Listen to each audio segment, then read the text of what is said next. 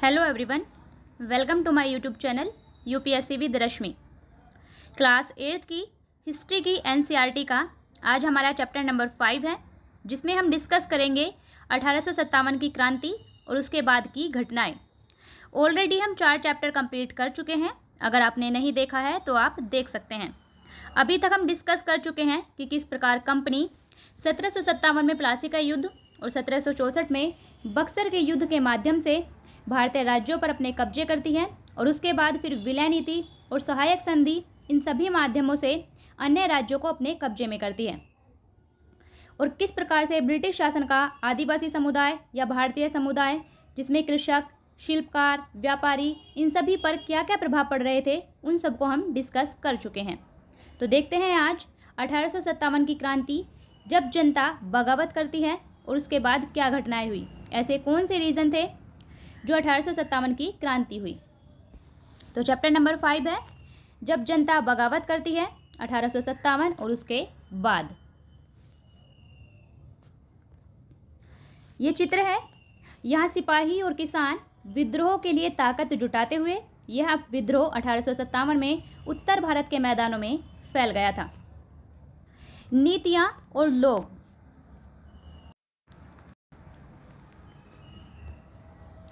पिछले अध्यायों में आपने ईस्ट इंडिया कंपनी की नीतियों और जनता पर उसके प्रभावों के बारे में पढ़ा है।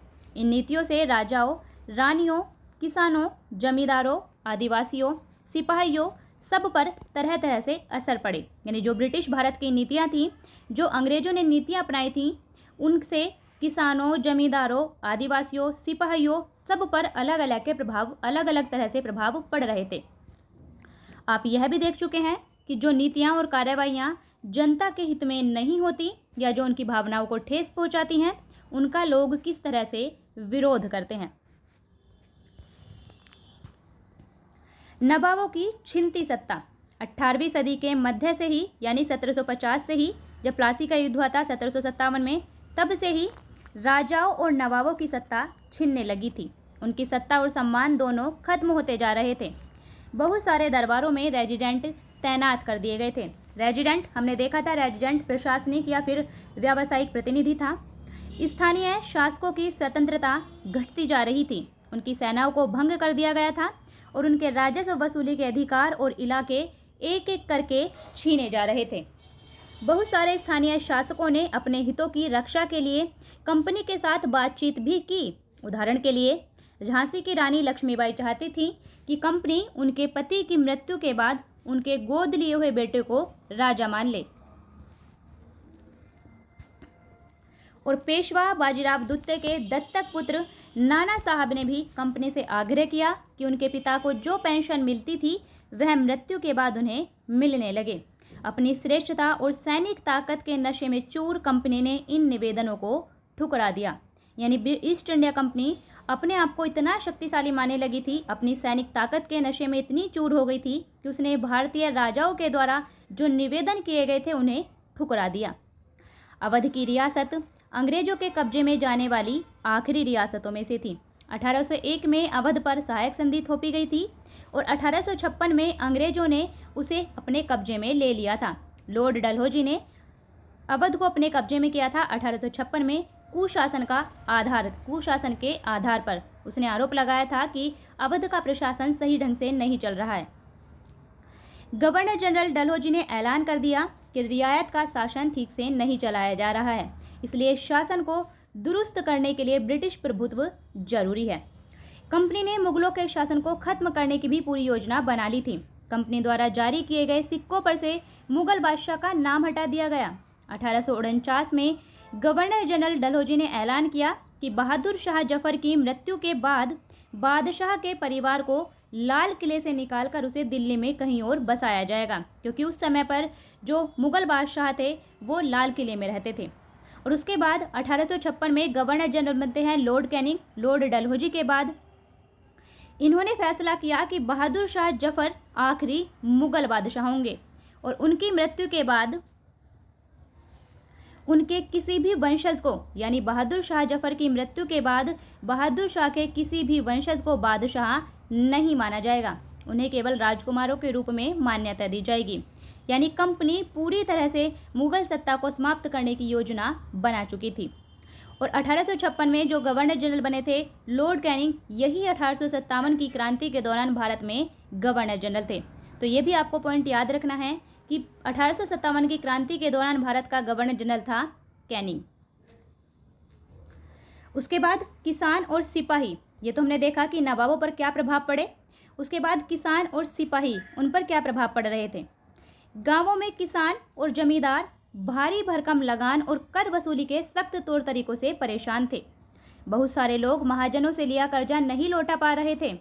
इसके कारण उनकी पीढ़ियों पुरानी ज़मीनें हाथ से निकलती जा रही थी, क्योंकि कंपनी का राजस्व इतना ज़्यादा था, वो इतना ज़्यादा लगान इकट्ठा करती थी जिसे लोग लौटा नहीं पाते थे, मतलब जिसे लोग चुका नहीं पाते थे। कंपनी के तहत काम करने वाले भारतीय सिपाहियों के असंतोष की अपनी वजह थी। वे अपने वेतन, भत्तों और सेवा शर्तों के कारण परेशान थे, क्योंकि कंपनी में जो भारतीय सिपाही थे उनके साथ भेदभाव किया जाता था। कई नए नियम उनकी धार्मिक भावनाओं और आस्थाओं को ठेस पहुंचाते थे।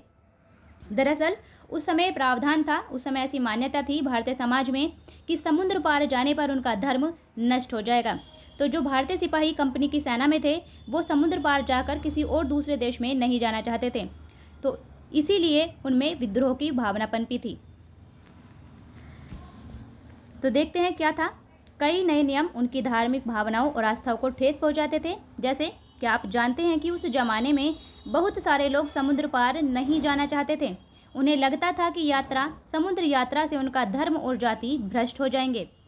जब 1824 में सिपाहियों को कंपनी की ओर से लड़ने के लिए समुद्र के रास्ते बर्मा जाने का आदेश मिला, बर्मा यानी आज का म्यांमार, तो उन्होंने इस हुक्म को मानने से इनकार कर दिया। उन्हें जमीन के रास्ते से जाने में ऐतराज नहीं था। सरकार का हुक्म न मानने के कारण उन्हें सख्त सजा दी गई। क्योंकि यह मुद्दा अभी खत्म नहीं हुआ था, इसलिए 1856 में कंपनी ने एक कानून बनाया। कंपनी को एक कानून बनाना पड़ा और इस कानून में साफ कहा गया था कि अगर कोई व्यक्ति कंपनी की सेना में नौकरी करेगा तो ज़रूरत पड़ने पर उसे समुद्र पार भी जाना पड़ सकता है। क्योंकि भारतीय सिपाही समुद्र पार नहीं जा सकते थे, वो नहीं जाते थे, इसलिए कंपनी ने 1856 में फिर एक कानून बनाया कि अगर कोई भी भारतीय कंपनी की सेना में नौकरी करेगा तो ज़रूरत पड़ने पर उसे समुद्र पार भी जाना पड़ेगा। सिपाही गांव के हालातों से भी परेशान थे। क्यों? क्योंकि बहुत सारे सिपाही खुद किसान थे, वे अपने परिवार गांवों में छोड़कर आए थे। लिहाजा किसानों का गुस्सा जल्दी ही सिपाहियों में भी फैल गया। सुधारों पर प्रतिक्रिया। जो अंग्रेजों ने भारत में सुधार किए थे, जैसे सती प्रथा पर सुधार, सती प्रथा का जो सुधार किया था, विधवा विवाह कानून को लागू किया था, इस प्रकार के सुधारों पर भी कुछ भारतीयों ने प्रतिक्रिया दी अपनी। कुछ भारतीय अंग्रेजों के इन सुधारों को अपने धर्म और अपने सामाजिक रीति रिवाजों में हस्तक्षेप मानते थे। इसलिए वो भी अंग्रेजों के विरुद्ध हो गए थे। अंग्रेजों को लगता था कि भारतीय समाज को सुधारना जरूरी है। सती प्रथा को रोकने और विधवा विवाह को बढ़ावा देने के लिए कानून बनाए गए। अंग्रेजी भाषा की शिक्षा को जमकर प्रोत्साहन दिया। 1830 के बाद कंपनी ने ईसाई मिशनरियों को खुलकर काम करने और यहाँ तक कि जमीन और संपत्ति जुटाने की भी छूट दे दी थी। ईसाई मिशनरी क्या करती थी? वो ईसाई धर्म का प्रचार करती थी और भारतीयों को ईसाई बनने के लिए प्रेरित करती थी। 1850 में एक नया कानून बनाया गया जिससे ईसाई धर्म को अपनाना और आसान हो गया था। तो इस कानून में क्या कहा गया? इस कानून में प्रावधान किया गया था कि अगर कोई भारतीय व्यक्ति ईसाई धर्म अपनाता है तो भी पुरखों की संपत्ति पर उसका अधिकार पहले जैसा ही रहेगा। क्योंकि इससे पहले ये प्रावधान था, ऐसा प्रावधान कर दिया गया था कि अगर कोई भी भारतीय व्यक्ति ईसाई धर्म को अपना लेता है तो उसे उसकी जो संपत्ति थी उससे बेदखल कर दिया जाता था। लेकिन 1850 में अंग्रेजों ने कानून बनाया कि अगर कोई भारतीय व्यक्ति ईसाई धर्म को अपनाता है तो भी उसकी संपत्ति पर उसका अधिकार बना रहेगा। इससे क्या हुआ? इससे बहुत सारे भारतीयों को यकीन हो गया था कि अंग्रेज उनका धर्म, उनके सामाजिक रीति रिवाज और परंपरागत जीवन शैली को नष्ट कर रहे हैं। अंग्रेज उनके धर्म में हस्तक्षेप कर रहे हैं।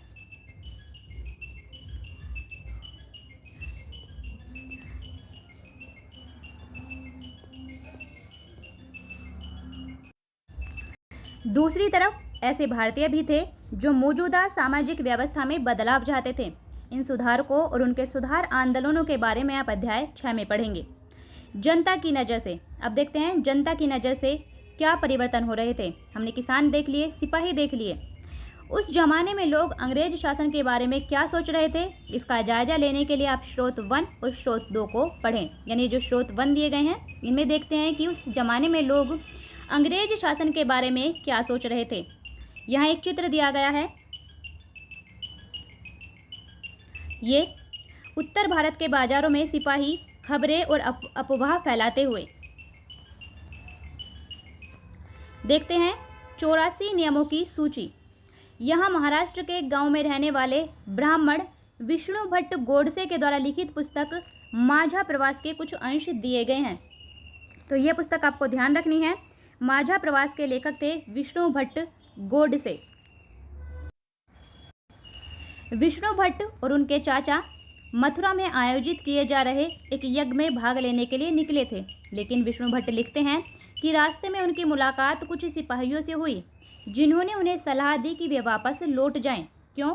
क्योंकि 3 दिन के भीतर चारों तरफ कोहराम मच जाएगा। सिपाहियों ने जो कहा वह इस प्रकार था। सिपाहियों ने कहा था कि अंग्रेज सरकार हिंदुओं और मुसलमानों के धर्म को नष्ट करने पर आमादा है। उन्होंने 84 नियमों की एक सूची बनाई है और कलकत्ता में सारे राजाओं और राजकुमारों की मौजूदगी में उसका ऐलान कर दिया है। उन्होंने यानी सिपाहियों ने बताया कि राजा इन नियमों को मानने के लिए तैयार नहीं है। उन्होंने अंग्रेजों को घातक परिणामों की चेतावनी दी है। उन 84 नियमों को राजा मानने के लिए तैयार नहीं थे और राजाओं ने अंग्रेजों को इसके घातक परिणाम होंगे ऐसी चेतावनी दी थी। राजाओं ने कहा है कि अगर ये नियम लागू किए गए तो भारी उथल पुथल मच जाएगी। सभी राजा भारी गुस्से में अपनी राजधानियों को लौट गए हैं। तमाम बड़े लोग योजनाएं बना रहे हैं। धर्म युद्ध के लिए तारीख तय कर ली गई थी और मेरठ छावनी से एक गुप्त योजना तैयार करके विभिन्न छावनियों में भेज दी गई थी। और स्रोत 2 में क्या था? जल्दी ही हर टुकड़ी में उत्तेजना छा गई। उस दौर की एक झलक सूबेदार सीताराम पांडे के संस्मरण में मिलती है। सीताराम पांडे को 1812 में बंगाल नेटिव आर्मी में सिपाही के तौर पर भर्ती किया गया था। उन्होंने 48 साल तक नौकरी की और 1860 में वे सेवानिवृत्त हुए थे। उन्होंने बगावत को दबाने में अंग्रेजों की मदद की। हालांकि उनका बेटा भी विद्रोह के साथ था और अंग्रेजों ने उसे सीताराम की आंखों के सामने ही मार डाला। अपने सेवानिवृत्ति के बाद उनके कमान अफसर नोरगेट ने उन्हें अपने संस्मरण लिखने के लिए प्रेरित किया था। सीताराम ने 1861 में अवधी भाषा में अपने संस्मरण लिखे, जिसका नोरगेट ने अंग्रेजी में अनुवाद किया और फ्रॉम सिपाही टू सूबेदार यानी सिपाही से सूबेदार नाम से इसे प्रकाशित करवाया। सीताराम पांडे के संस्मरणों का एक अंश इस प्रकार था। तो ये आपको ध्यान रखना है, फ्रॉम सिपाही टू सूबेदार ये किसका संस्मरण है? ये है सीताराम पांडे का, जो कि एक भारतीय सिपाही थे और ये लिखा गया है अवधी भाषा में। ये आपको ध्यान रखना है। आगे देखते हैं क्या था इनके संस्मरण में। मेरा मानना है कि अवध पर हुए कब्जे से सिपाहियों के भीतर गहरा अविश्वास भर गया था। यानी कंपनी ने जो अवध पर कब्जा कर लिया था उससे सिपाही बहुत गुस्से में थे और उनके अंदर अविश्वास भर गया था कंपनी के प्रति और वे सरकार के खिलाफ साजिशें रचने लगे थे। अवध के नवाब और दिल्ली बादशाह के नुमाइंदों की सेना की नब्ज जानने के लिए पूरे भारत में भेज दिया गया। उन्होंने सिपाहियों की भावनाओं को हवा दी। उन्होंने सिपाहियों को बताया कि विदेशियों ने बादशाह के साथ कितना बड़ा धोखा किया है। उन्होंने हजार झूठ गढ़ डाले और सिपाहियों को अपने मालिक को अंग्रेजों के खिलाफ बगावत करने के लिए उकसाया ताकि दिल्ली में बादशाह को दोबारा गद्दी पर बैठाया जा सके। उनकी दलील थी कि अगर सिपाही मिलकर काम करें और इन सुझावों पर अमल करें तो सेना ऐसा कर सकती है। यह था मेरठ में विद्रोही सिपाही अफसरों पर हमला करते हैं, उनके घरों में घुस जाते हैं और इमारतों में आग लगा देते हैं। संयोग से क्या हुआ, इसी समय सरकार ने हर एक रेजिमेंट के कुछ लोगों को नई राइफल के इस्तेमाल का तरीका बताने के लिए अलग अलग छावनियों में भेजा था। यानी जब उन्होंने अवध पर कब्जा कर लिया था उससे ऑलरेडी सिपाही विद्रोह में थे, वो भड़क उठे थे और उसी समय पर संयोग से सरकार ने क्या किया था, नई राइफल के इस्तेमाल के लिए उसे अलग अलग छावनियों में भेजा था। इन लोगों ने कुछ समय तक सिपाहियों को प्रशिक्षण दिया। इसी दौरान न जाने कहां से खबर फैल गई कि इन राइफलों में इस्तेमाल होने वाले कारतूसों पर गाय और सुअर की चर्बी का लेप चढ़ाया गया है। हमारी रेजिमेंट के लोग दूसरे लोगों को लिखकर यह खबर भेजने लगे और जल्दी ही हर एक रेजिमेंट में उत्तेजना का माहौल बन गया था। तो 1857 की क्रांति का जो तात्कालिक कारण था वो था सिपाही विद्रोह। जो राइफल थी उन पर जो उनके लिए कारतूस यूज़ किए जाते थे, उन कारतूसों पर गाय और सूअर की चर्बी का लेप चढ़ाया जाता था। ऐसी अफवाह उस समय फैल गई थी। कुछ लोगों ने कहा कि उनकी 40 साल की नौकरी में सरकार ने उनके मजहब को चोट पहुंचाने के लिए कभी कुछ नहीं किया था। कुछ भारतीय सिपाही थे वो ब्रिटिश सरकार के प्रति इतने वफादार थे कि वो इस जो अफवाह थी इस अफवाह को मानने के लिए तैयार ही नहीं थे। उन्होंने कहा था कि सरकार ने उनकी 40 साल की नौकरी में कभी कुछ ऐसा नहीं किया जिससे उनके धर्म या उनके मजहब को कोई चोट पहुँचे। लेकिन जैसा कि मैंने पहले ही जिक्र किया है, यानी इस किताब में पहले ही जिक्र किया गया है, अवध पर कब्जे के कारण सिपाही पहले ही गुस्से में थे। स्वार्थी लोगों ने फौरन यह कहानी गढ़ दी कि अंग्रेज तो सबको ईसाई बनाना चाहते हैं, इसीलिए उन्होंने ऐसे कारतूस तैयार किए हैं ताकि उन्हें इस्तेमाल करने से मुसलमान और हिंदू दोनों ही भ्रष्ट हो जाएं। कर्नल साहब का मानना था कि यह बेचैनी जो उन्हें भी साफ दिखाई दे रही थी इस बार भी अपने आप खत्म हो जाएगी, और उन्होंने मुझे घर चले जाने की हिदायत दी। यानी उस कर्नल को लग रहा था कि जैसे अभी तक जो सिपाही विद्रोह होते थे वो ऐसे ही शांत हो जाती थी, जो सिपाहियों के बीच में बेचैनी थी ये भी अपने आप शांत हो जाएगी। उन्होंने नहीं सोचा था कि एक विद्रोह का रूप धारण कर लेगी। अब आगे देखते हैं कि सैनिक विद्रोह जन विद्रोह कैसे बन गया। सैनिक विद्रोह जन विद्रोह बन गया। सबसे पहले बात करते हैं सैनिक विद्रोह क्या होता है। जब सिपाही इकट्ठा होकर अपने सैनिक अफसरों का हुक्म मानने से इनकार कर देते हैं तो उसे कहा जाता है सैनिक विद्रोह। सिंपल सी डेफिनेशन दी गई है। यद्यपि शासक और प्रजा के बीच संघर्ष कोई अनोखी बात नहीं होती, लेकिन कभी कभी ये संघर्ष इतने फैल जाते हैं कि राज्य की सत्ता छिन्न भिन्न हो जाती है। बहुत सारे लोग मानने लगे हैं कि उन सब का शत्रु एक है। यानी यहाँ बताने की कोशिश की गई है कि ये कोई नया नहीं है। शासक और प्रजा के बीच संघर्ष होते रहते हैं। अगर किसी शासक की कोई नीति प्रजा को पसंद नहीं आती है तो भी संघर्ष होते हैं, लेकिन कभी कभी ये संघर्ष इतने विस्तृत हो जाते हैं, इतने विस्तृत रूप से फैल जाते हैं कि राज्य की सत्ता छिन्न भिन्न हो जाती है। और अब बहुत सारे लोग ऐसा मानने लगे हैं, चाहे वो सिपाही हों या फिर किसान हों या फिर व्यापारी हों, राजा हों, वो सब ये मानने लगे हैं कि उन सबके शत्रु एक हैं, यानी अंग्रेज उन सबके शत्रु हैं।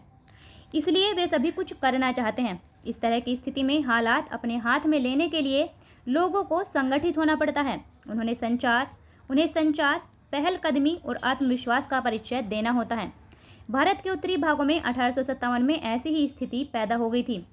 फतह और शासन के 100 साल के बाद, क्योंकि 1757 में प्लासी का युद्ध हुआ था, उसके सही 100 साल के बाद 1857 में ऐसी स्थिति पैदा हो गई कि 100 साल के बाद ईस्ट इंडिया कंपनी को एक भारी विद्रोह से जूझना पड़ रहा था। मई 1857 कब शुरू हुई थी? 10 मई 1857 में शुरू हुई इस बगावत ने भारत में कंपनी का अस्तित्व भी खतरे में डाल दिया था। तो 1857 की क्रांति स्टार्ट हुई थी मेरठ से। 10 मई 1857 को ये पॉइंट आपको ध्यान रखना है। मेरठ से शुरू करके सिपाहियों ने कई जगह बगावत की। समाज के विभिन्न तबकों के असंख्य लोग विद्रोही तेवरों के साथ उठ खड़े हुए थे। कुछ लोग मानते हैं कि 19वीं सदी में उपनिवेशवाद के खिलाफ दुनिया भर में यह सबसे बड़ा सशस्त्र संघर्ष था। यानी जो 1857 की क्रांति थी उसे कुछ लोग ऐसा मानते हैं कि 19वीं सदी में उपनिवेशवाद के खिलाफ होने वाला वो सबसे बड़ा सशस्त्र संघर्ष था। आगे देखते हैं।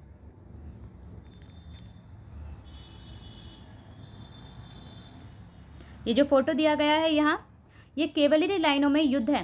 3 जुलाई 1857 को 3000 से ज़्यादा विद्रोही बरेली से दिल्ली आ पहुँचे। उन्होंने यमुना को पार किया और ब्रिटिश कैवलरी चौकियों पर धावा बोल दिया। यह युद्ध पूरी रात चलता रहा था।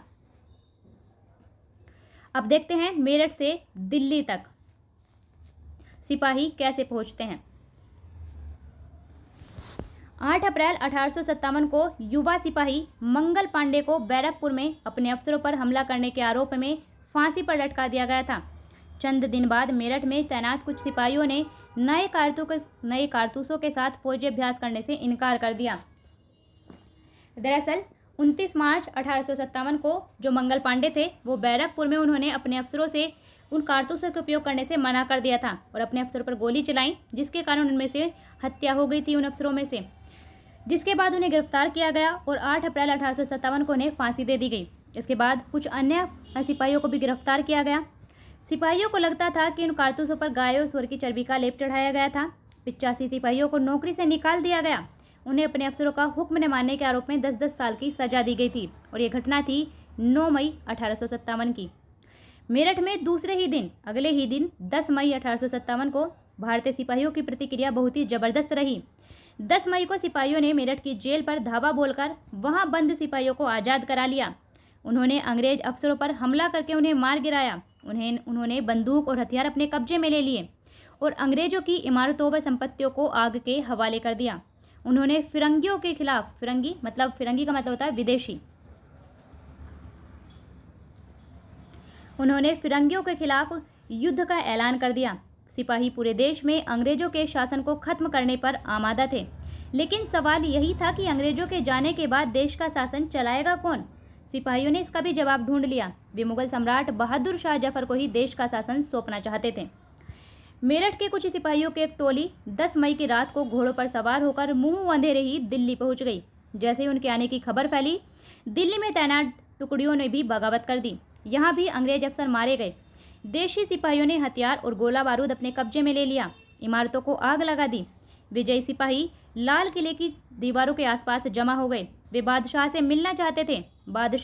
लेकिन बादशाह क्या थे, बेचारे बादशाह बूढ़े हो चुके थे और वो अंग्रेजों की भारी ताकत से दो दो हाथ करने को तैयार नहीं थे।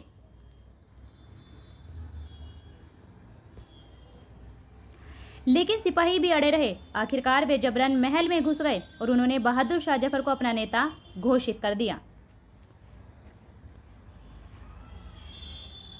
यहाँ ये डाक टिकट है। मंगल पांडे की स्मृति में एक डाक टिकट जारी किया गया था। फिरंगी, यहाँ फिरंगी शब्द है। फिरंगी का मतलब होता है विदेशी और इस शब्द में अपमान का भाव आता है। आगे देखते हैं। विद्रोहियों ने वो 10 मई 1857 को मेरठ से शुरू होकर 12 मई 1857 को कहाँ पहुँच गए, दिल्ली। और उसके बाद उन्होंने मुगल बादशाह बहादुर शाह जफर को अपना नेता घोषित कर दिया था। बूढ़े बादशाह को सिपाहियों की ये मांग माननी पड़ी। उन्होंने देश भर के मुखियाओं और शासकों को चिट्ठी लिखकर अंग्रेजों से लड़ने के लिए भारतीय राज्यों का एक संघ बनाने का आह्वान किया। बहादुर शाह के इस एकमात्र कदम के गहरे परिणाम सामने आए। क्यों? अंग्रेजों से पहले देश के एक बहुत बड़े हिस्से पर मुगल साम्राज्य का ही शासन था। ज़्यादातर छोटे शासक और रजवाड़े मुगल बादशाह के नाम पर ही अपने इलाकों का शासन चलाते थे। ब्रिटिश शासन के विस्तार से भयभीत ऐसे बहुत सारे शासकों को लगता था कि अगर मुगल बादशाह दोबारा शासन स्थापित कर लें तो वे मुगल आधिपत्य में दोबारा अपने इलाकों का शासन बेफिक्र होकर चलाने लगेंगे। ये थे मुगल बादशाह बहादुर शाह जफर। अंग्रेजों को इन घटनाओं की उम्मीद नहीं थी। उन्हें लगता था कि कारतूसों के मुद्दे पर पैदा हुई उथल पुथल कुछ समय में शांत हो जाएगी, लेकिन जब बहादुर शाह जफर ने बगावत को अपना समर्थन दे दिया तो स्थिति रातों रात बदल गई। अक्सर ऐसा होता है कि जब लोगों को कोई रास्ता दिखाई देने लगता है तो उनका उत्साह और साहस बढ़ जाता है। इससे उन्हें आगे बढ़ने की हिम्मत, उम्मीद और आत्मविश्वास मिलता है। बगावत फैलने लगी। अब बगावत कैसे फैलती है? जब दिल्ली से अंग्रेजों के पैर उखड़ गए तो लगभग एक हफ्ते तक कहीं कोई विद्रोह नहीं हुआ। क्यों? क्योंकि जाहिर है खबर फैलने में भी कुछ समय तो लगना ही था। उस समय कोई संचार के साधन तो थे नहीं, इसलिए खबर को फैलने में कुछ समय लगा। लेकिन फिर तो विद्रोह का सिलसिला ही शुरू हो गया। यहाँ फोटो दिया गया है नाना साहब का। ये कानपुर में विद्रोह करेंगे नाना साहब। एक के बाद एक हर रेजिमेंट में सिपाहियों ने विद्रोह कर दिया और वे दिल्ली, कानपुर और लखनऊ जैसे मुख्य बिंदुओं पर दूसरी टुकड़ियों का साथ देने को निकल पड़े। उनकी देखा देखी कस्बों और गांवों के लोग भी बगावत के रास्ते पर चलने लगे। वे स्थानीय नेताओं, जमींदारों, मुखियाओं के पीछे संगठित हो गए। लोगों ने भी, जो गांव के किसान थे, जमींदार थे, इन्होंने भी बगावत को अपना समर्थन दिया। ये लोग अपनी सत्ता स्थापित करने के लिए और अंग्रेजों से लोहा लेने को तैयार थे। स्वर्गीय पेशवा बाजीराव के दत्तक पुत्र थे नाना साहब। वे कानपुर के पास रहते थे। उन्होंने अपनी सेना इकट्ठी की और ब्रिटिश सैनिकों को शहर से खदेड़ दिया। उन्होंने खुद को पेशवा घोषित कर दिया, यानी कानपुर का पेशवा घोषित कर दिया और उन्होंने ऐलान किया कि वह बहादुर शाह जफर के तहत गवर्नर हैं। यहाँ एक चित्र दिया गया है। जैसे जैसे विद्रोह फैला, छावनियों में अंग्रेज अफसरों को मारा जाने लगा। लखनऊ की गद्दी से हटा दिए गए नवाब वाजिद अली शाह के बेटे थे बिरजिस कादिर, तो उन्हें नया नवाब घोषित कर दिया गया और बिरजिस कादिर ने भी बहादुर शाह जफर को अपना बादशाह मान लिया। बिरजिस कादिर की मां थी बेगम हजरत महल। बेगम हजरत महल ने अंग्रेजों के खिलाफ विद्रोह को बढ़ावा देने में बढ़ चढ़कर हिस्सा लिया था लखनऊ में, तो ये आपको ध्यान रखना है। कानपुर में, दिल्ली में जो नेतृत्व किया था वो क्या था, बहादुर शाह जफर। बेसिकली जो मुख्य नेतृत्व किया था वो क्या था, बख्त खान ने। और कानपुर में नेतृत्व किया था 1857 की क्रांति का नाना साहब ने। और लखनऊ में 1857 की क्रांति का नेतृत्व किया था बेगम हजरत महल ने। तो ये पॉइंट आपको ध्यान रखने हैं। झांसी में रानी लक्ष्मीबाई ने विद्रोहियों का नेतृत्व किया था। वो विद्रोही सिपाहियों के साथ जा मिली। उन्होंने नाना साहब के सेनापति थे तात्या टोपे, वो उनके साथ मिलकर यानी रानी लक्ष्मीबाई तात्या टोपे के साथ मिलकर अंग्रेजों को भारी चुनौती दी। मध्य प्रदेश के मांडला क्षेत्र में राजगढ़ की रानी थी अवंतीबाई लोधी। यह ध्यान रखना है कि मध्य प्रदेश के मांडला क्षेत्र में राजगढ़ में जो 1857 की क्रांति का विद्रोह नेतृत्व किया था वो किया था रानी अवंतीबाई लोधी ने। तो रानी अवंतीबाई लोधी ने 4000 सैनिकों की फौज तैयार की और अंग्रेजों के खिलाफ उसका नेतृत्व किया, क्योंकि ब्रिटिश शासन ने उनके राज्य के प्रशासन पर नियंत्रण कर लिया था। तो इस प्रकार विद्रोह मेरठ से शुरू होकर पहले दिल्ली पहुंचा और फिर दिल्ली से धीरे धीरे करके अलग अलग प्रांतों में पहुंच गया।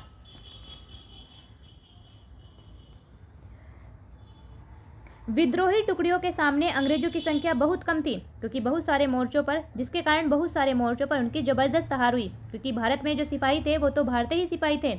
अंग्रेजी की सेना में जो सिपाही थे वो भारतीय ही थे और अंग्रेजी सिपाहियों की संख्या बहुत कम थी, जिसके कारण उनकी हार हुई। इससे लोगों को यकीन हो गया कि अब अंग्रेजों का शासन खत्म हो चुका है। अब लोगों को विद्रोह में कूद पड़ने का गहरा आत्मविश्वास मिल गया था। दरअसल जब जीत होती चली जाती है किसी विद्रोह में तो लोगों में आत्मविश्वास बढ़ता है। खासतौर से अवध के इलाके में चौतरफा बगावत की स्थिति थी, यानी चारों तरफ बगावत हो रही थी।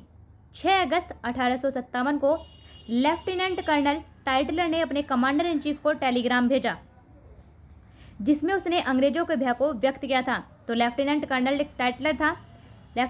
था टाइटलर, जिसने टेलीग्राम भेजा था अपने कमांडर इन चीफ को, जिसमें उसने अंग्रेजों के भय को व्यक्त किया था 1857 के विद्रोह के फलस्वरूप।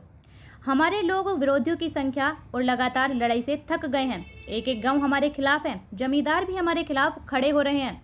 इस दौरान बहुत सारे महत्वपूर्ण नेता सामने आए। उदाहरण के लिए फैजाबाद के मौलवी अहमदुल्ला शाह ने भविष्यवाणी कर दी कि अंग्रेजों का शासन जल्द ही खत्म हो जाएगा। तो फैजाबाद में 1857 के विद्रोह का नेतृत्व किया था मौलवी अहमदुल्ला शाह ने। यह भी आपको ध्यान रखना है। वह समझ चुके थे, यानी मौलवी अहमदुल्ला शाह समझ चुके थे कि जनता क्या चाहती है। इसी आधार पर उन्होंने अपने समर्थकों की एक विशाल संख्या जुटा ली। अपने समर्थकों के साथ वे भी अंग्रेजों से लड़ने लखनऊ जा पहुंचे। दिल्ली में अंग्रेजों का सफाया करने के लिए बहुत सारे गाजी यानी कि धर्म योद्धा इकट्ठा हो गए थे। तो ये पॉइंट आपको ध्यान रखना है। गाजी का मतलब होता है धर्म योद्धा। यहाँ चित्र दिया गया है, ये झांसी की रानी लक्ष्मीबाई हैं। बरेली के सिपाही बख्त खान ने लड़ाकों की एक विशाल टुकड़ी के साथ दिल्ली की ओर कूच कर दिया। वह इस बगावत में एक मुख्य व्यक्ति साबित हुए थे। तो बरेली में विद्रोह का नेतृत्व किया था बख्त खान ने। बिहार के पुराने जमींदार थे कुंवर सिंह। बिहार में 1857 की क्रांति का जो नेतृत्व किया था वो किया था कुंवर सिंह ने। उन्होंने भी विद्रोही सिपाहियों का साथ दिया और महीनों तक अंग्रेजों से लड़ाई लड़ी। तो ये पॉइंट आपको ध्यान रखना है। तमाम इलाकों के नेता और लड़ाके इस युद्ध में हिस्सा ले रहे थे। ये थे वीर कुंवर सिंह। यहाँ जो चित्र दिया गया है, ब्रिटिश टुकड़ियां विद्रोहियों पर हमला करती हैं, जिन्होंने दिल्ली के लाल किले और सलीमगढ़ किले पर कब्जा किया हुआ था। तो ब्रिटिश टुकड़ियां भी विद्रोहियों पर हमला करती हैं, बाद में वो दिल्ली पर कब्जा कर लेती हैं। इस चित्र को ध्यान से देखिए। इसमें क्या है, विद्रोही सिपाही मेरठ से दिल्ली की तरफ कूच करते हैं। शुरू में अंग्रेजी सेनाओं को दिल्ली की भारी किलेबंदी को तोड़ने में मुश्किल हुई थी, लेकिन 3 सितंबर 1857 को अंग्रेजी सेनाओं को और ज़्यादा हथियार, गोले आदि पहुंचाए गए और ये गाड़ियों पर लदे हुए थे जिन्हें हाथी खींच रहे थे और इनकी कतार 7 मील लंबी थी। इतना गोला बारूद आया था। अब कंपनी का पलटवार। अब कंपनी कैसे वापस उन रियासतों को अपने कब्जे में करती है वो देखते हैं। इस उथल पुथल के बावजूद भी अंग्रेजों ने हिम्मत नहीं छोड़ी। कंपनी ने अपनी पूरी ताकत लगाकर विद्रोह को कुचलने का फैसला लिया। उन्होंने इंग्लैंड से और फौजी मंगवाए, विद्रोहियों को जल्दी सजा देने के लिए नए कानून बनाए और विद्रोह के मुख्य केंद्रों पर धावा बोल दिया। सितंबर 1857 में दिल्ली दोबारा अंग्रेजों के कब्जे में आ गई। अंतिम मुगल बादशाह बहादुर शाह जफर पर मुकदमा चलाया गया और उन्हें आजीवन कारावास की सजा दी गई। उन्हें देश से निकाल दिया गया। अंतिम मुगल बादशाह बहादुर शाह जफर पर मुकदमा चलाया गया, उन्होंने आजीवन कारावास की सजा दी गई। उनके बेटों को उनकी आंखों के सामने ही गोली मार दी गई थी। बहादुर शाह जफर और उनकी पत्नी बेगम जीनत महल को अक्टूबर 1858 में रंगून भेज दिया गया था। रंगून जेल में, कहाँ? म्यांमार। और इसी जेल में नवंबर 1862 में बहादुर शाह जफर ने अंतिम सांस ली थी। दिल्ली पर अंग्रेजों का कब्जा हो जाने का यह मतलब नहीं था कि विद्रोह खत्म हो चुका था। इसके बाद भी लोग अंग्रेजों से टक्कर लेते रहे।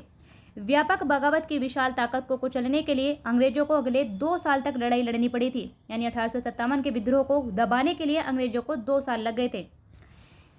यहाँ जो डाक टिकट दिया गया है वो है तात्या टोपे की स्मृति में जारी डाक टिकट। तात्या टोपे की स्मृति में भी एक डाक टिकट जारी किया गया था, तो ये वो फोटो है। आगे क्या हुआ? मार्च 1858 में लखनऊ अंग्रेजों के कब्जे में चला गया। तो ये पॉइंट आपको ध्यान रखना है कि लखनऊ पर अंग्रेजों ने वापस कब्जा कब कर लिया? मार्च 1858 में। और उसके बाद जून 1858 में रानी लक्ष्मीबाई की शिकस्त हुई और उन्हें मार दिया गया।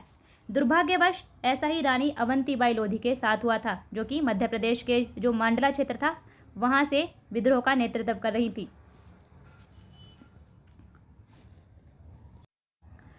खेड़ी की शुरुआती विजय के बाद उन्होंने अपने आप को अंग्रेजी फौजों से घिरा पाया और वे शहीद हो गईं।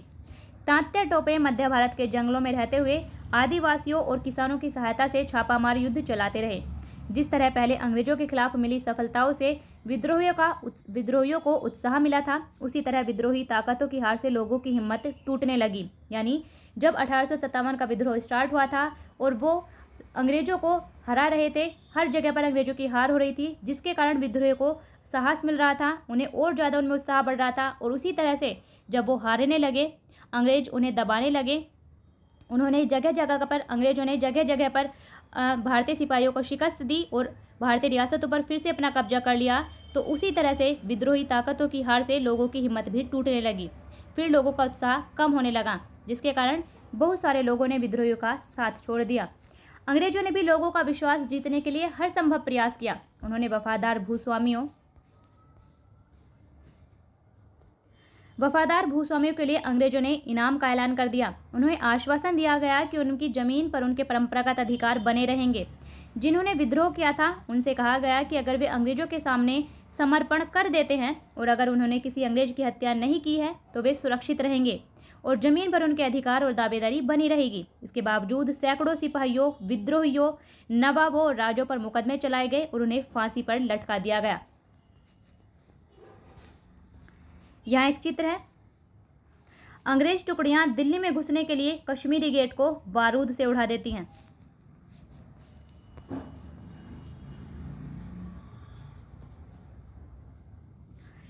ये चित्र है। अंग्रेज टुकड़ियां कानपुर के पास विद्रोहियों को पकड़ लेती हैं। ध्यान से देखिए कि किस तरह कलाकार ने अंग्रेज सिपाहियों को बहादुरी से विद्रोहियों पर धावा बोलते हुए दिखाया है। अब क्या हुआ? विद्रोह के बाद के साल 1857 के बाद क्या हुआ? अंग्रेजों ने 1859 के आखिर तक देश पर दोबारा नियंत्रण स्थापित कर लिया था, लेकिन अब वे पहले वाली नीतियों के सहारे शासन नहीं चला सकते थे, क्योंकि वे जान चुके थे कि भारतीयों के धर्म में हस्तक्षेप का अफवाह ही विद्रोह कर सकती है। अंग्रेजों ने कुछ अहम बदलाव किए। वो अहम बदलाव क्या थे? ब्रिटिश संसद ने 1858 में एक नया कानून पारित किया और ईस्ट इंडिया कंपनी के सारे अधिकार ब्रिटिश साम्राज्य के हाथ में सौंप दिए गए। यानी अब भारत पर जो शासन का अधिकार होगा वो किसे होगा? वो ब्रिटिश संसद को मिल गया। ताकि भारतीय मामलों को ज़्यादा बेहतर ढंग से संभाला जा सके। ब्रिटिश मंत्रिमंडल के एक सदस्य को भारत मंत्री के रूप में नियुक्त किया गया। उसे भारत के शासन से संबंधित मामलों को संभालने का जिम्मा सौंपा गया। उसे सलाह देने के लिए एक परिषद का गठन किया गया, जिसे इंडिया काउंसिल कहा जाता था, यानी भारत परिषद कहा जाता था। भारत के गवर्नर जनरल को वायसराय का ओहदा दिया गया। इस प्रकार उसे इंग्लैंड के राजा या रानी का निजी प्रतिनिधि घोषित कर दिया गया। फलस्वरूप अंग्रेज सरकार ने भारत के शासन की जिम्मेदारी सीधे अपने हाथों में ले ली थी। दरअसल उसके बाद 1857 की क्रांति के बाद 1858 का अधिनियम पारित होता है, जिसमें जो भारत के शासन की जिम्मेदारी थी वो ईस्ट इंडिया कंपनी से अब सीधे ही ब्रिटिश सत्ता ने, यानी ब्रिटिश संसद ने अपने हाथों में ले ली थी। अभी तक जो भारत का गवर्नर जनरल था, अब उसकी जगह वायसराय नाम दिया गया। वायसराय यानी वो राजा का निजी प्रतिनिधि बन गया। ब्रिटेन में जो ब्रिटिश मंत्रिमंडल था, उसके एक सदस्य को भारत मंत्री बनाया गया और उसकी सहायता के लिए एक 15 सदस्य परिषद का गठन किया गया, जिसे इंडियन काउंसिल यानी भारत परिषद कहा गया था। और उस जो भारत मंत्री था, उसे भारत के शासन से संबंधित मामलों को संभालने का जिम्मा सौंपा गया था, यानी वो भारत में प्रशासन के लिए सभी मामलों के लिए जिम्मेदार था। इस प्रकार से अब भारत का शासन सीधे ब्रिटिश संसद के नियंत्रण में आ गया था। और क्या बदलाव किए? दूसरा बदलाव किया गया कि देश के सभी शासकों को भरोसा दिया गया कि भविष्य में कभी भी उनके भूक्षेत्र पर कब्जा नहीं किया जाएगा। उन्हें अपनी रियासत अपने वंशजों, यहाँ तक कि अपने दत्तक पुत्रों को सौंपने की भी छूट दे दी गई, लेकिन उन्हें इस बात के लिए प्रेरित किया गया कि वे ब्रिटेन की रानी को अपना अधिपति स्वीकार करें। इस तरह भारतीय शासकों को ब्रिटिश साम्राज्य के अधीन शासन चलाने की छूट दी गई। यानी ये प्रावधान किया गया, भारतीय शासकों को यह भरोसा दिलाया गया कि अब कंपनी कभी भी उनके भूक्षेत्र पर कब्जा नहीं करेगी। वो अपना शासन खुद चला सकते हैं और यहाँ तक कि अपने दत्तक पुत्रों को भी अपने शासन की बागडोर दे सकते हैं, लेकिन उन्हें ब्रिटेन की महारानी के प्रति क्या समर्पण रखना होगा। इस प्रकार से भारतीय शासकों को ब्रिटिश साम्राज्य के अधीन शासन करने की छूट दे दी गई थी। अगला, अब सेना में भारतीय सिपाहियों का अनुपात कम करने और यूरोपीय सिपाहियों की संख्या को बढ़ाने का फैसला लिया गया। यह भी तय किया गया कि अवध, बिहार, मध्य भारत और दक्षिण भारत से सिपाहियों की भर्ती करने की बजाय अब गोरखा, सिखों और पठानों में से ज़्यादा सिपाही भर्ती किए जाएंगे। 1857 के बाद जो कंपनी थी, ईस्ट इंडिया कंपनी, उसने जो सिपाहियों को भर्ती किया था वो अवध, बिहार, मध्य भारत और दक्षिण भारत की बजाय उन्होंने भर्ती किया था गोरखा, सिखों और पठानों से। अब उन्होंने ज़्यादा सिपाही भर्ती करने शुरू किए थे। मुसलमानों की ज़मीन और संपत्ति बड़े पैमाने पर जब्त की गई थी, क्योंकि अंग्रेजों को ये संदेह था कि उन्होंने 1857 के विद्रोह को भड़काया है। अंग्रेजों को ऐसा यकीन था कि 1857 का विद्रोह मुसलमानों के कारण ही हुआ है। उन्हें संदेह और शत्रुता के भाव से देखा जाने लगा, क्योंकि अंग्रेजों को लगता था कि यह विद्रोह उन्होंने ही खड़ा किया था। अंग्रेजों ने फैसला किया कि वह भारत के लोगों के धर्म और सामाजिक रीति रिवाजों का सम्मान करेंगे, यानी उनके धर्म और उनके सामाजिक रीति रिवाजों में कोई भी हस्तक्षेप नहीं करेंगे। भूस्वामियों और जमींदारों की रक्षा करने तथा जमीन पर उनके अधिकारों को स्थायित्व देने के लिए नीतियां बनाई गईं। इस प्रकार 1857 के बाद इतिहास का एक नया चरण शुरू हुआ। यहाँ क्या है? यहाँ उत्तरी भारत में विद्रोह के कुछ प्रमुख केंद्र थे, जिसमें मेरठ, दिल्ली, बरेली, लखनऊ, कानपुर, झांसी, फैजाबाद, ये सब उत्तरी भारत में 1857 के विद्रोह के प्रमुख केंद्र थे। अब देखते हैं खुर्दा संग्राम एक केस स्टडी है। 1857 की घटना से पहले, बहुत पहले, उसी प्रकार की एक घटना हुई थी 1817 में खुर्दा नामक स्थान पर, और ये खुर्दा कहाँ है? ओडिशा में। हमारे लिए उस घटना का अध्ययन करना और इस बात पर विचार करना भी शिक्षाप्रद होगा कि कैसे अंग्रेजों की औपनिवेशिक नीतियों के खिलाफ 19वीं सदी की शुरुआत से ही देश के विभिन्न भागों में असंतोष निर्मित होने लगा था। तो खुर्दा, जो कि ओडिशा के दक्षिण पूर्वी भाग में स्थित एक छोटा सा राज्य था, वह 19वीं शताब्दी की शुरुआत में 105 गढ़ों, जिनमें 60 बड़े और 1109 छोटे गांव सम्मिलित थे, एक जनबहुल उपजाऊ क्षेत्र था। इसमें आपको क्या याद रखना है? अभी सिर्फ इतने याद रखना है कि खुर्दा संग्राम हुआ था 1817 में, और खुर्दा कहाँ है? ओडिशा में। सिर्फ पढ़ते हैं ऐसे कि क्या है। इसके शासक राजा वीर किशोर देव को स्व अधिकृत 4 परगनाओं को और जगन्नाथ मंदिर के संचालन अधिकार समेत 14 गणजातों के प्रशासनिक उत्तरदायित्व को पूर्व में दबाव में आकर मराठाओं को सौंप देना पड़ा था। दूसरा पॉइंट, जगन्नाथ मंदिर कहाँ है? ओडिशा में। उनके पुत्र तथा उत्तराधिकारी मुकुंद देव द्वितीय इस दुर्दशा से विचलित थे। अतः अंग्रेजों और मराठों के बीच जारी संघर्षों में अपने लिए एक मौका देखते हुए उन्होंने अपने खोए हुए क्षेत्रों तथा जगन्नाथ मंदिर की देखरेख से संबंधित अधिकारों की पुनः प्राप्ति हेतु अंग्रेजों के साथ सलाह मशवरा शुरू कर दिया था। परंतु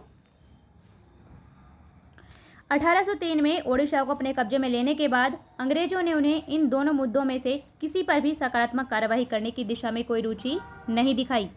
परिणामतः ओडिशा के दूसरे सामंत राजाओं के साथ मिलकर तथा मराठों के गुप्त समर्थन से उन्होंने जबरन अपने अधिकारों को लागू करने का प्रयास किया। इसकी वजह से उन्हें अपने पद से विस्थापित होना पड़ा और अंग्रेजों ने उनके राज्यों को अपने में मिला लिया।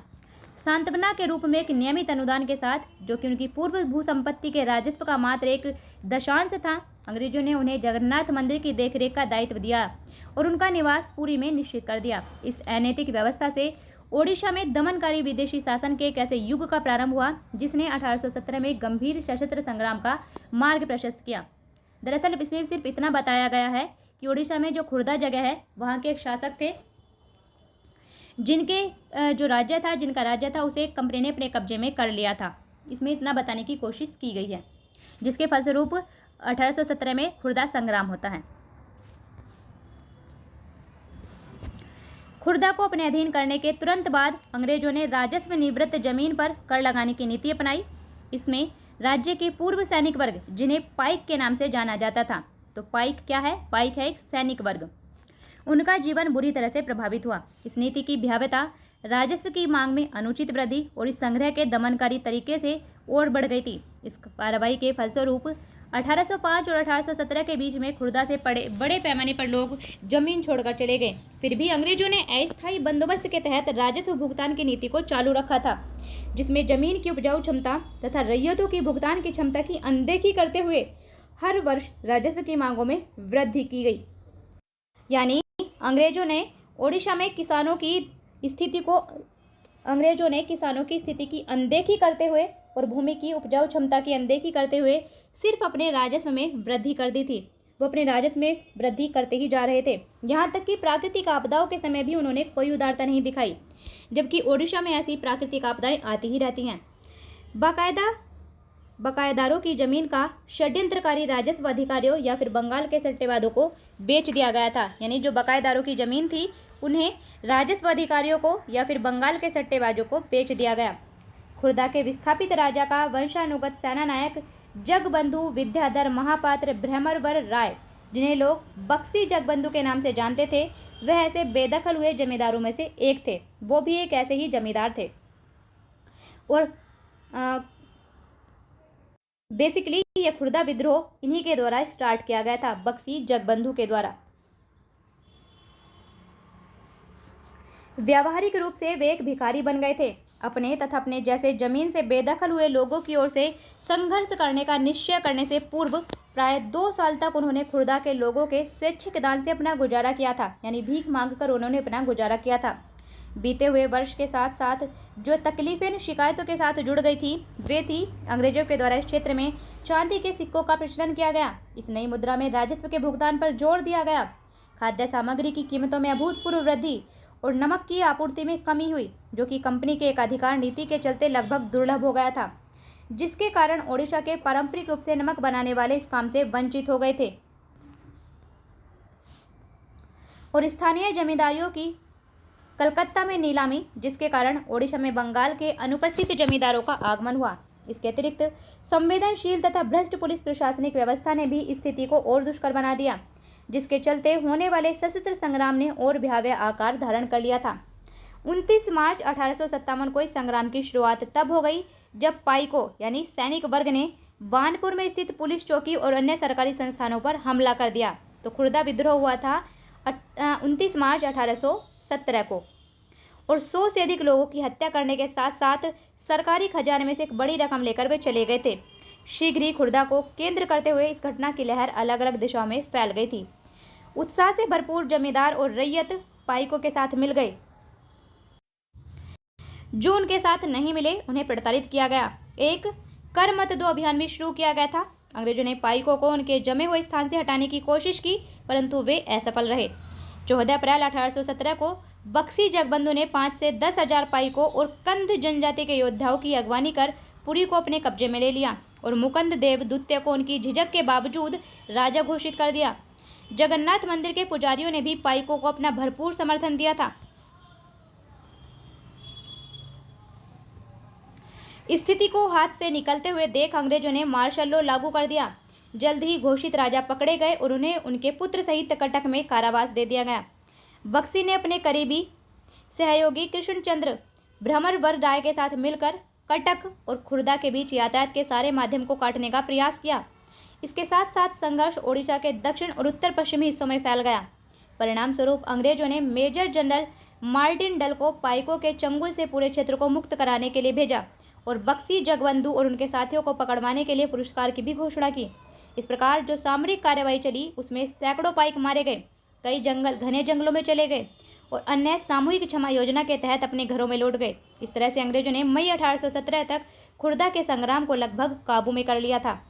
परंतु खुर्दा के बाहरी क्षेत्रों में बक्सी जगबंधु ने कुजंग के राजा जैसे सहयोगी की मदद से और पाइकों के उनके प्रति अटूट निष्ठा के कारण इस संघर्ष को मई 1825 तक जारी रखा था, जब उन्होंने अंग्रेजों के सामने आत्मसमर्पण कर दिया। इसके उपरांत अंग्रेजों ने खुर्दा के लोगों के प्रति अपनी ओर से दयालु, अनुग्रहित और सहनशीलता की नीति अपनाई। पुलिस और न्यायिक व्यवस्था में आवश्यक सुधार किए गए। नमक की कीमतों में कमी की गई। यानी जब बक्सी जगबंधु ने अपने आप को अंग्रेजों के सामने आत्मसमर्पण कर दिया था, तो फिर अंग्रेजों ने अपनी नीतियों में परिवर्तन किया। उन्होंने नमक की कीमतों में कमी की, पुलिस और न्यायिक व्यवस्था में सुधार किए और जिन राजस्व अधिकारी को भ्रष्ट पाया गया था उन्हें कार्य से निकाल दिया गया और बेदखल जमींदारों को उनकी जमीन लौटा दी गई। दिवंगत खुर्दा के राजा के पुत्र रामचंद्र देव तृतीय को स्वतंत्र कर पुरी जाने दिया गया और 26,000 रुपये भी दिए गए अनुदान के रूप में और साथ ही उन्हें जगन्नाथ मंदिर की देखरेख का दायित्व भी सौंपा गया। संक्षेप में, यह ओडिशा में अंग्रेजों के विरुद्ध पहला लोकप्रिय सशस्त्र संघर्ष था जिसका उस क्षेत्र में ब्रिटिश शासन पर दूरगामी प्रभाव पड़ा। अतः इसे मात्र एक पाइक विद्रोह कहना इसे कमतर कर आंकना होगा। यानी यहाँ बताने की कोशिश की गई है कि 1857 के विद्रोह से पहले भी ओडिशा में विद्रोह हो चुका था। वो था खुर्दा संग्राम। 1817 में ऑलरेडी एक विद्रोह हो चुका था। तो ये था हमारा आज का वीडियो जिसमें हमने 1857 के विद्रोह के बारे में डिस्कस किया है कि 1857 के विद्रोह की क्या परिस्थितियाँ थी, किन कारणों से 1857 का विद्रोह हुआ और किन स्थानों पर किस नेता ने नेतृत्व किया था, वो भी हम देख चुके हैं। अच्छे से पढ़िए, रिवाइज करिए। अगर आपने पहले पार्ट नहीं देखे हैं तो आप उन्हें देख सकते हैं। वीडियो को शेयर कीजिए। आपका जो भी डाउट हो या जो भी क्वेश्चन हो आप कमेंट बॉक्स में लिख सकते हैं। फिर मिलते हैं नेक्स्ट वीडियो में। तब तक के लिए बेस्ट ऑफ लक।